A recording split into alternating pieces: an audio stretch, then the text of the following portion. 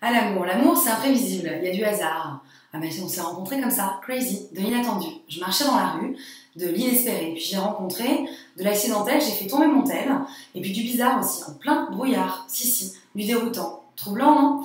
Ben ça c'est de l'imprévisible réjouissant. Sans réserve, on va voir ce que l'avenir nous réserve. Mais bien souvent, l'imprévisible, c'est inquiétant. Attends, on ne sait pas encore ce qui peut nous tomber dessus. Du coup, pour éviter de se prendre le coup de cet imprévisible loup, moi je ne chaume pas avec du chaume, ni même avec du bois, et sans langue de bois, j'investis dans la brique. Mieux vaut prévenir que guérir, comme on dit. Quoi? Il y a un couac? Chaume, bois, brique en référence à un conte, oui. Et sans ironie, car on agit la plupart du temps en prévision de l'avenir pour se mettre à l'abri. Comme la fourmi de la fable, oui. On anticipe et on capitalise, et ce dans tous les champs de la vie. En couple et célibataire aussi. En couple, on joue les fourmis quand surtout pour se mettre à l'abri, on achète un appart, on fait des enfants et puis on se marie. Comme si une baraque de la marmaille ou un mariage pouvait être l'assurance de s'aimer ou d'être protégé à vie. On joue les fourmis quand on fait du mariage un contrat dans un carnet qu'on applique au fil des années, sans s'impliquer à l'incarner, au risque d'oublier l'autre et de s'oublier soi. On joue aussi les fourmis quand finalement on n'a plus foi en rien, quand on se ronge le foie à l'idée des imprévisibles de la vie. Oh, non mais attends, c'est bon, de toute façon même Marie un jour elle va me quitter, c'est sûr, il va se passer un truc, on s'aimera plus.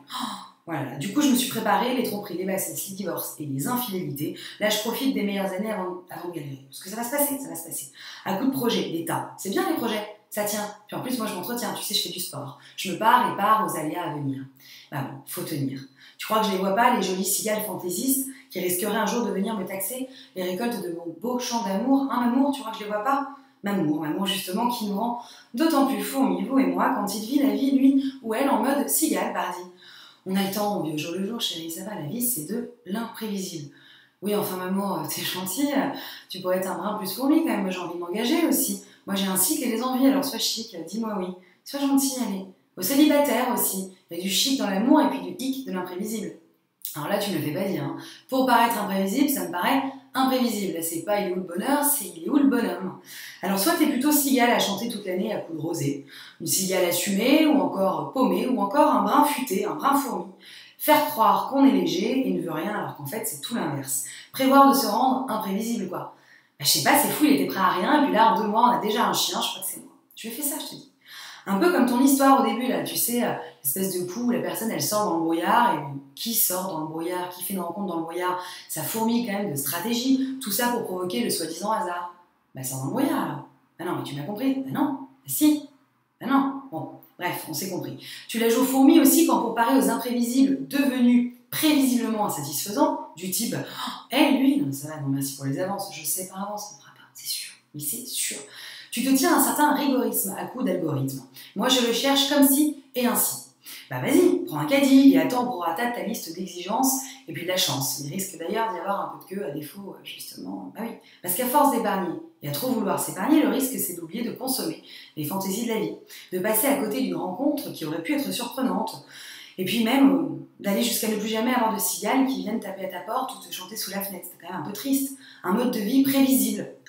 Prévisible, justement, sans imprévisible. Or, les fourmis, l'imprévisible, c'est la vie. C'est même l'intelligence, écrit Michel Serres. La conscience de l'imprévisible, c'est la conscience du réel qui nous pousse à sortir du confort, du prescrit pour vivre, nous y risquer, nous y frotter, voire nous y piquer. C'est le jeu. Il ne s'agit pas d'être cigale, tout n'est pas que plaisir et fantaisie dans la vie, d'être une sorte de fataliste de l'imprévisible par négligence, candeur ou croyance en son sort. Loin de tout fatalisme, je m'en remets pour ma part à un certain déterminisme. J'aime à penser comme Aristote que le seul prévisible qu'il y ait nécessairement dans la vie, ce ne soit pas que cette rencontre soit la bonne ou ne soit pas la bonne, que cette relation marche ou ne marche pas, mais l'alternative. Le fait que oui, soit ça marchera, soit ça ne marchera pas. Et ça dépend en grande partie de moi, de nous. L'avenir nous le dira, il sera en grande partie ce qu'on en fera. Aussi, soyons libres de semer et de s'aimer, car l'amour, avant d'être une promesse pour toujours, c'est un acte de tous les jours. Un doux mélange d'entreprise en fantaisie et de fantaisie en entreprise, de cigales et de fourmis. Pour ma part, je gage que si, fourmis prévisibles et imprévisibles, dans l'acte d'aimer, olé.